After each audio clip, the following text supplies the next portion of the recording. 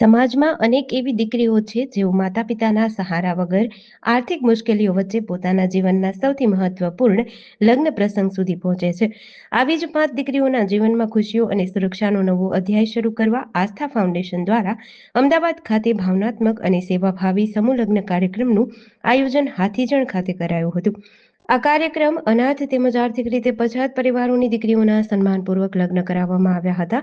લગ્ન પ્રસંગે દરેક નવદંપતીને ઘરગથ્થુ જીવન માટે જરૂરી કર્યાવર, જેમાં દૈનિક ઉપયોગની આવશ્યક વસ્તુઓ સાથે સોના ચાંદીના દાગીના અને ₹15,000નો ચેક આપ્યો હતો. ભારતમાં આજે પણ અનેક પરિવારો માટે દીકરીના લગ્નનો ખર્ચ મોટો સામાજિક અને આર્થિક બોજ છે. વિવિધ સામાજિક અભ્યાસો અનુસાર ગ્રામ્ય અને આર્થિક રીતે નબળા વર્ગોમાં અનેક દીકરીઓ માત્ર આર્થિક પરિસ્થિતિના કારણે સમયસર લગ્નથી વંચિત રહે છે. આવા સમયમાં સામાજિક સંસ્થાઓની ભૂમિકા અત્યંત મહત્વપૂર્ણ બને છે. કાર્યક્રમ દરમિયાન સમાજના આગેવાનો, દાતાઓ અને સ્વયંસેવકો મોટી સંખ્યામાં ઉપસ્થિત રહ્યા હતા. હેલો મિત્રો, મારું નામ શિવાંગી ચૌધરી છે. આસ્થા ફાઉન્ડેશનના ટ્રસ્ટી છું. આજનું અમારું આયોજન એવું છે કે જે માતા પિતા વગરની છોકરીઓ અને ગરીબ પરિવારના જે લોકો છે એમના માટે અમે લોકો લગ્નનું એક આયોજન કર્યું છે, જેમાં 5 દીકરીઓ છે. એમનું લગ્નની આખી ટોટલી બધી વિધિથી લઈને કર્યાવરથી લઈને બધું અમે લોકો અરેન્જ કરી રહ્યા છીએ હાલમાં.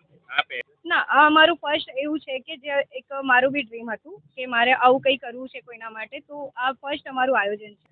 દીકરીઓની પસંદગી એ રીતના કરવાની હોય કે અમારે સોશિયલ મીડિયા પર પેજ ચાલી રહ્યું છે. મારા કોન્ટેક્ટમાં એવા ઘણા બધા દાતાશ્રીઓ બી છે અને ઘણા બધા આશ્રમ આવીને ઇન્ક્વાયરી કરી હતી લોકોએ, તો એમાંથી અમને બધાએ રેફરન્સ મળ્યા હતા. અમે લોકોના ઘરે જઈને વિઝિટ કરી અને જેને રિયલમાં લાગ્યું કે જરૂર છે એવા લોકોને અમે 5 જણને અત્યારે લીધા છે.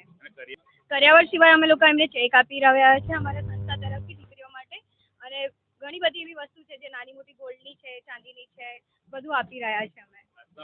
આસ્થા ફાઉન્ડેશન ઓલ્ડ એજ હોમ છે જે અમદાવાદની અંદર 2 શાખા ચલાવી રહ્યું છે, જે મા બાપને અમે સાચવી રહ્યા છીએ.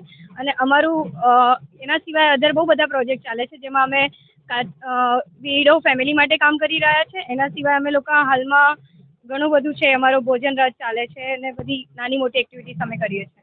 સંદેશો એવો છે કે ભાઈ મારું બી ફર્સ્ટ એક્સપિરિયન્સ છે, પણ આઈ હોપ કે હું નેક્સ્ટ યર આનાથી વધારે લોકોને હેલ્પ કરી શકું, અને ગમે છે મને આ વસ્તુ કરવું એ. GDC ન્યૂઝ સાથે સંજીવ રાજપૂત, અમદાવાદ.